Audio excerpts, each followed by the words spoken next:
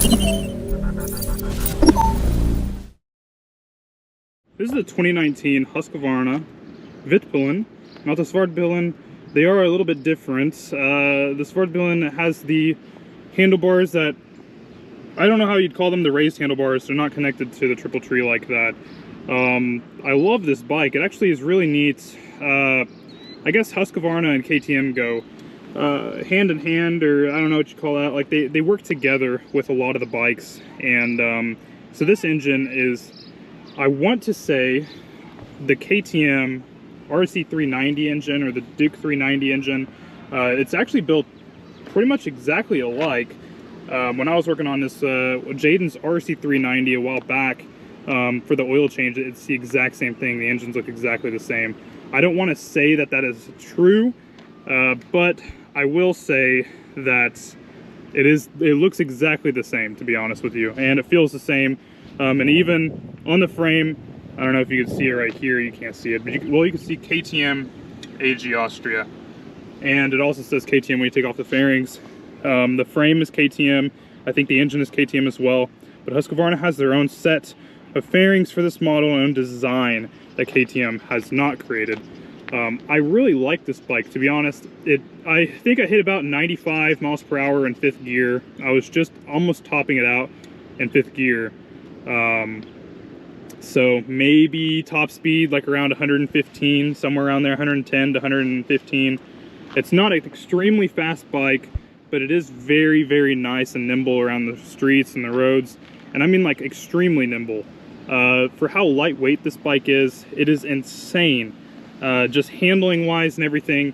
And even we had a guy yesterday say that he rode the bike and he said this is kind of like a Grom with a longer wheelbase and about 10 times the power and a little bit taller too.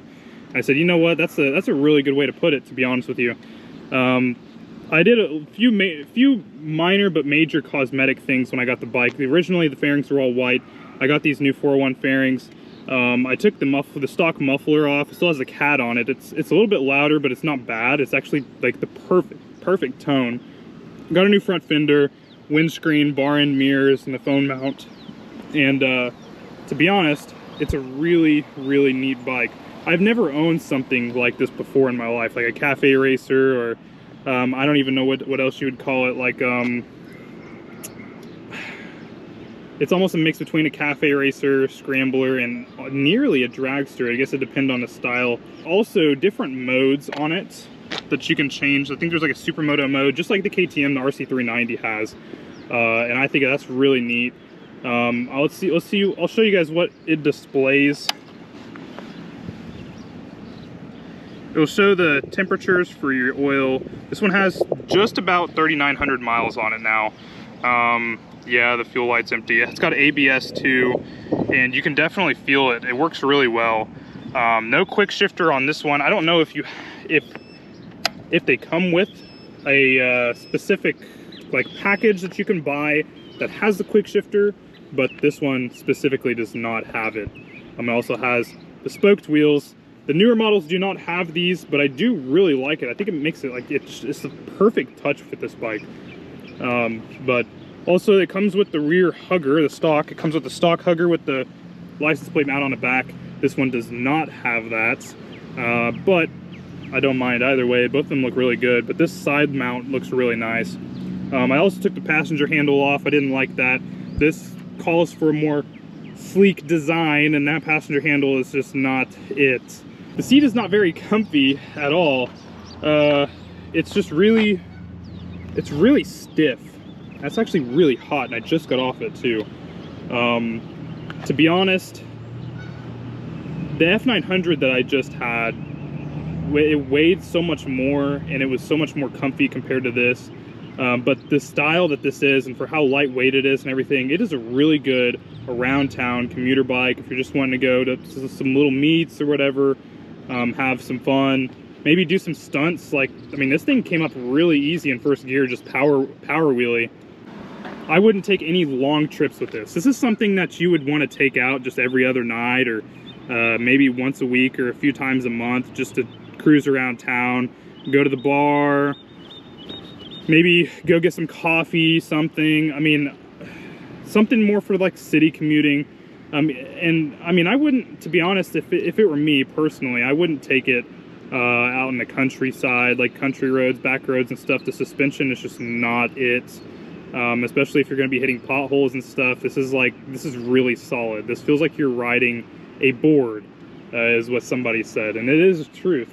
It's not very comfortable, but it is definitely working for what they intended to do, you know, to be. That purpose that they had is perfect. And I think that it's really nice, to be honest. So if you're looking for something like that, if you're looking for something around town, just something to cruise with, you know, have some fun, just maybe do some stunting, this is probably the bike that you'd want to do. It also has that nice, not only just like a cafe racer, not just like the original, but also just that modern twist to it, which is perfect for this bike. Just in this little area right here, like so much detail in there. So much detail with the exhaust coming through, it just swirls up around here, through the frame, into the cat, and it's just perfect. It's just a nice detailed design. I really like it.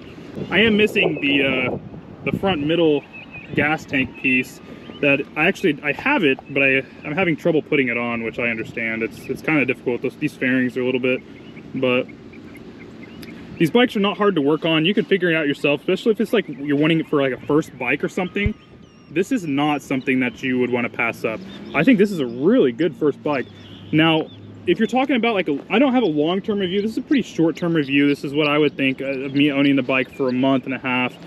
And to be honest with you, I don't know. I couldn't say how long this engine will last. You know, if you take good care of it, if you keep up with it, I'm sure it'll last a pretty decent amount of miles, but I cannot assure you that. I usually have long-term review videos for bikes and stuff that I've had for a long time or that have high mileage, but unfortunately this is one of them I just don't. Jaden's RC390, he had it over 10,000 miles, probably like, I think around like 12,000. He had a few issues with it. I would say most of them are like electronic issues, not really anything major. He did have issues with this right here, the adjusting pieces and stuff. They're just kind of cheap. I don't know if there's like a way to go about changing those out. Now, if that's something that you're looking into, if you're really wanting to